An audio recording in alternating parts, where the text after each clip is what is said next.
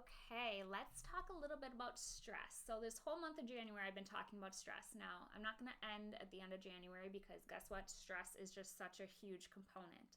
So, why is stress so important when it talks about health or hormone balance or even gut health? Stress is number one to our body when it comes to level of importance. So, stress was built as actually a defense for ourselves. So, it's built to actually protect our body, and that's why our body puts it number one. Stress, unfortunately, is going to include much more than something like an injury or maybe a very high traumatic experience like a loss of a loved one or a divorce or really it can be anything that you determine as highly stressful or emotional. But stress goes way beyond that. So, stress also is going to include inflammation, which can be caused from restricted dieting, it can be caused from over exercising, it can be caused from poor detox, poor sleep. What else? I don't know, I should have a whole list in front of me, but I don't. Anyways, what I'm trying to say is stress is really a big list of things, and inflammation as well. So both of those, when I talk about them, are kind of synonymous. They're going to be the same in the body. Now, stress and weight loss is so closely connected because when our body perceives stress, what happens is our cortisol hormone is released. And cortisol, termed the stress hormone, tells our body that we need energy because if we're stressed, we probably need to get away from something or we need to stay up all night or we need to do whatever. So we need energy. And that's going to be that adrenaline boost, but also a release of blood sugar, so glucose from the body. And what does glucose bring? So when blood sugar and glucose are released in the body, our hormone insulin is produced and released. This is why weight gain and stress are so closely connected. So if your cortisol goes up, your insulin will go up because of that blood sugar. And insulin has another term, which is called fat storage hormone. So it's called that because your insulin, if it's really high in the blood, it's going to very easily be pushing the body to store energy as fat. Store it in the fat, and you just gain weight so fast. Now, women with PCOS, so polycystic ovarian syndrome, can have an elevated level of insulin production just due to their hormone imbalances. So not something that you're stuck with for life. We just need to identify it. We need to identify how it started, so the root cause, and then be able to support a proper insulin production. So if you have PCOS, it's going to be a little more than just managing stress or decreasing inflammatory issues like digestive health or underlying infections or things like that.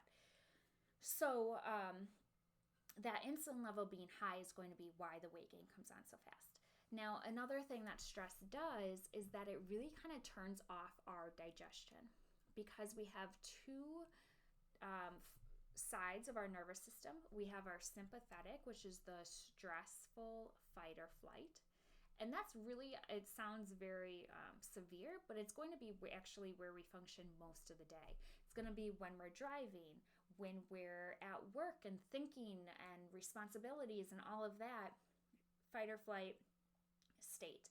Now, digestion is going to be in the rest and digest state, the parasympathetic nervous system. So if you're going through your whole day in the fight or flight, but you're also eating 3 meals a day and snacks and whatever, do you think you're digesting those very well? No. And especially if you get to a point, because stress is going to burn you out, let's say you get to the evenings and you haven't really eaten much all day because you've been stressed, but now you're going to eat. So now you're in the evening and you're eating dinner, but it doesn't stop there. You grab something after dinner and maybe snacking in the night, and that's not uncommon, and you're not crazy. So snacking in the evening and eating more of your food at night is going to be a product of stress. So we want to get this calming serotonin dopamine boost at night, right? We're looking for comfort. We're looking for relaxation. We've had a busy day. So that's normal. What we want to do though is find other ways to be able to achieve that, which there are many. Really, you just need to trigger that calm, restful state. So now I push this on everyone because I love it, but no big deal if you don't love it. But number one, what you could do would be to try to drink some tea. So I love tea because first it can be caffeine free, so choose an herbal tea that you like. There's so many flavors. I love cinnamon, I love chamomile, I love lavender.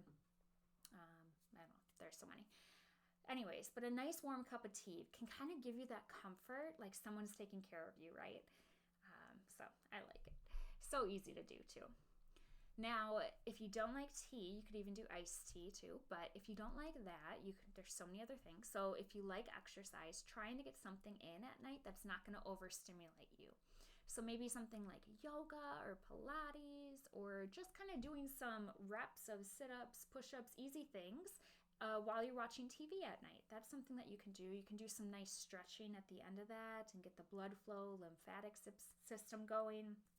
That's wonderful for stress relief. Another one, it calms me down. Sorry, I move so much. I have a standing desk, so I'm always moving. What was I saying? Oh, so a shower. A warm shower calms me down. I love it at the end of the day. It's as a mom to a 8-month-old here, it's just kind of a nice release where I'm like, oh, I'm in my shower, can't hear anything, so I kind of like a getaway. Don't judge. But some people, it energizes them, so maybe keep the shower till the morning if you feel energized after a shower. But if it is a nice, relaxing routine for you, then that can be a nice time to add in a shower. Anything else like reading, I am totally fine if you say TV. Like, TV relaxes me. I've got my favorite show. That's totally fine. It's really about triggering that response in your body. So I'm not going to say no blue light, no TV, no phone. It's whatever works for you. So, but it has to honestly calm you down. So, if you're watching a show that's super suspenseful and I don't know, you're emotionally invested in it, that's probably not something that's going to be calming you down. So maybe do that earlier in your evening so that you can add in some actually relaxing things at that last part of your evening before you go to bed. So those are some ways that you can relax at the end of the day and avoid that snacking, especially the sweets and things like that you might be craving or habit to go to. But what can you do during the day? Because the goal is to really not get to that stressed out, overwhelmed, burnt out time, right? So earlier in the day, we want to try to put in different little things that we can do to hit that stress button and move into our parasympathetic rest and digest. Deep breaths would be number one. So easy to do, right? We have to breathe constantly all day, every day. So why not make some of those breaths some deep breathing? It can be as easy as, deep breath in, hold for 5 seconds, deep breath out, or 3 if you can't go 5. And do that a couple times. Do that when you wake up. Do that on your drive to work. Do that after a stressful meeting or phone call.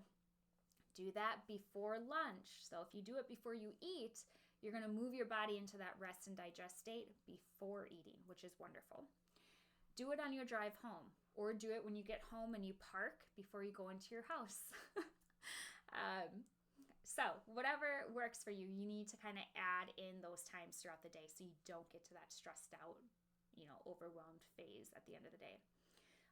Let's see. Other things would be to make sure that you're eating more in the earlier part of the day. So we want to kind of taper our food so that you're getting a good amount of nutrients earlier in the day when your body needs it for the rest of the day. It's going to utilize that, especially if you have a higher stress job and day, you need that energy. So if you give your body the energy earlier in the day, it's going to use that. And the more that you do that over and over, your body gains that trust. It knows you're going to give it the energy. So guess what? It's not storing everything as body fat because it says, you know what? Liz gives me whatever food I need when I need it earlier in the day. So I'm going to use it up as it comes in. And then by the end of the day, I know I'm good. I'm not adding a whole bunch of food at the end of the day, and your body gets to reset while you sleep, and you start that next day over again. So it takes a little bit of time for your body to trust you if you're not used to giving it scheduled food. And it doesn't have to be big things, but just, mini snacks throughout the day, something to stay on top. But that's something as well. So you want to make sure you're eating well. You want to make sure you're getting plenty of water. So hydration, that's huge. So eating well, plenty of water, deep breaths, triggering that relaxation throughout the day. And then at the end of the day, have an evening routine. Have something that you do that really gets you into that restful relaxation mode that doesn't involve snacking or things that you don't really want to be doing, but you just have it go to. Okay, so that's my tidbit on stress. Let's hope that you can keep working on this stuff, and by the end of the month, we can really get to a place where you feel like, whew, I've got a busy life, but I feel like I can handle it, and I feel confident and comfortable with my routine. So if you don't, or if you want more help, please just let me know. Just send me a message. Let me know what you're dealing with. We can work from there, definitely. And I also have the Hub membership, which I invite everybody to join. I think it's going to be such a great tool this year and ongoing, because what it does is it gives you this environment that keeps you remembering how important it is to put yourself, your mental health, your physical health, just you and your body at the front of your priority list. So you do need to prioritize your health and your body and yourself in order to be there for others and in order to get everything done that you want to get done. So you can't just keep putting yourself and your health on the back burner, because you're going to get burnt out and you're not going to be there. So the Hub membership, check it out, but that's going to be a monthly education session, a monthly Q&A session with me. I'll always list the different education topics coming up. I also give you little weekly mini assignments that link to that education for the month. So you'll have little ways that you can implement different techniques and tips and products and things like that, and find what really works for you and what you want to maintain. And then we also have just the wonderful support group. So you have a group of women who also, want to keep their health a priority, and you guys can support each other, share recipes and tips and encouragement and all of that to just keep going, and don't fall off. Don't put yourself on the back burner and fall back into your old ways. It's a way to keep pushing ahead. And it's not easy. No one said it was. Your health isn't something that you're going to ever be able to be like, okay, well, I ate healthy and exercised and was active and managed my stress for the past 2 months. So great, I'm good. I feel good now. You can't just forget about it. You have to keep going. But that doesn't mean that it has to be constant effort and something that you don't enjoy. So I think that's where the Hub comes in, is it brings an environment, a positive, fun environment where you actually enjoy, that little bit of time every day or every couple days that you can focus on yourself. Okay? So again, message me with any questions if you want to work together, or any issues that you're experiencing. We can kind of talk about, options for you so we can get answers and get you feeling better. Take care.